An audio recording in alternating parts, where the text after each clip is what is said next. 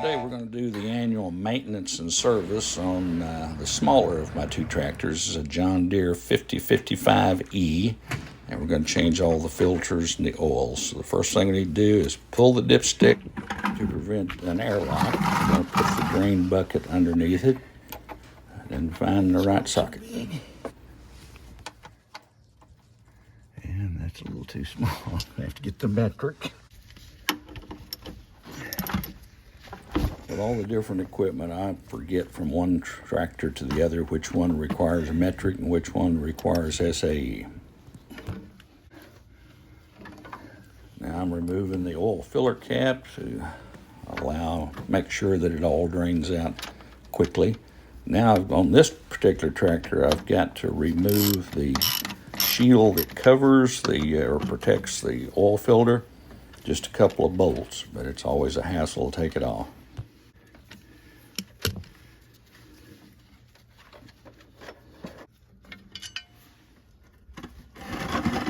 Now I'm going to move the drain bucket over underneath the oil filter. Get my oil filter wrench. There's several different kinds. This one happens to fit this size.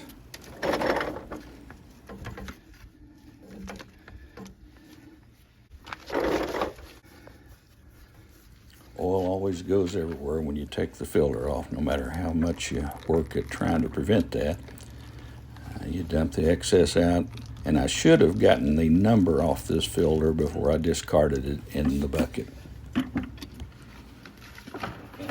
Once you got the new filter, you need to remember to put a thin film of oil on the rubber gasket before you screw it back on, and hand tight is plenty good for these. Now it's time to replace the drain plug. Make sure you clean it off good.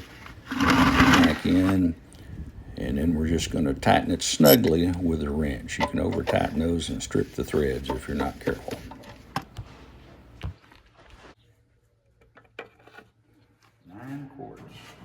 Okay, 9 quart would be 1 quart less than this 2.5 gallon bottle, right?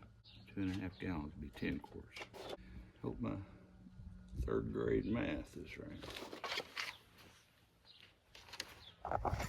It's always a good idea once you refill it with oil to check the dipstick and make sure you haven't overfilled it or underfilled it in case your math was wrong.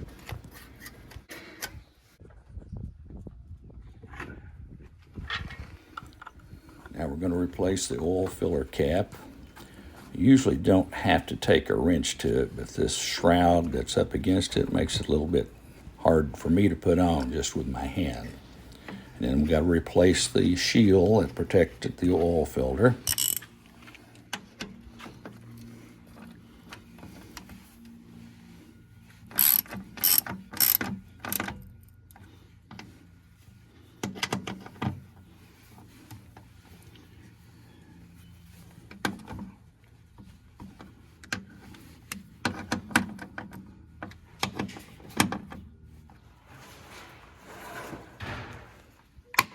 Next is checking the air filter. We're going to replace it. Take the lid off of this canister.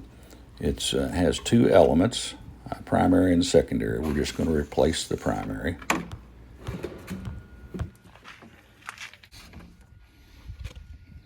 Okay, this is just a paper filter that only has to be replaced every 3 or 4 years for me.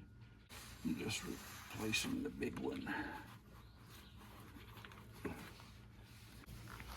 Yeah, finally.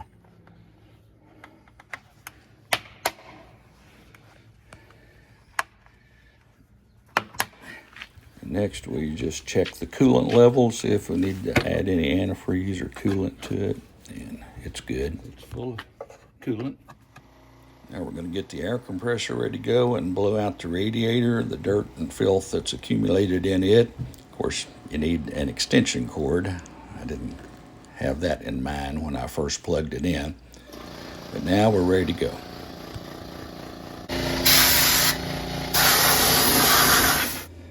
At this point, we're going to check the level of the hydraulic oil in the tractor. I changed the hydraulic oil last year, so it doesn't need changing this year. It looks real clean.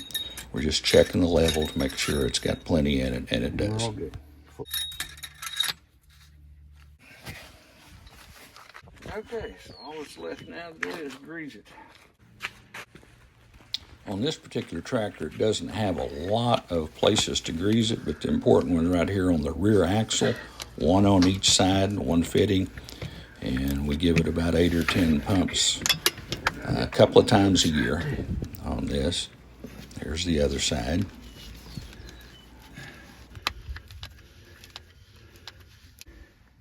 And we've got just a couple of places to grease on the 3-point lift arms. They're kind of hard to accept grease since you don't grease them very often.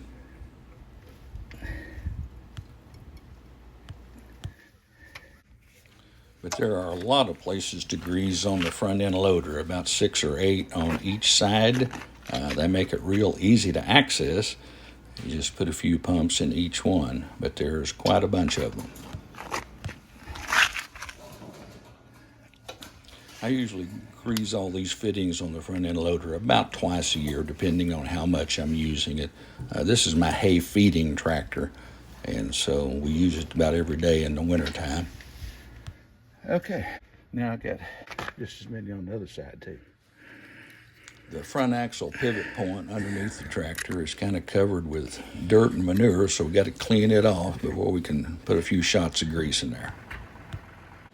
All finished with the maintenance for this season, but I've made a mess. I'll have to clean that up.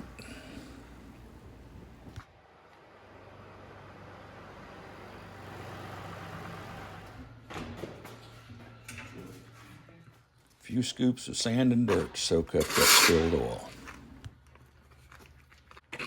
Always something.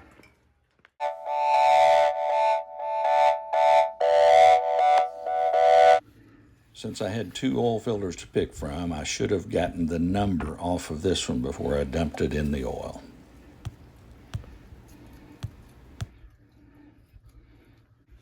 519-626. 519-626.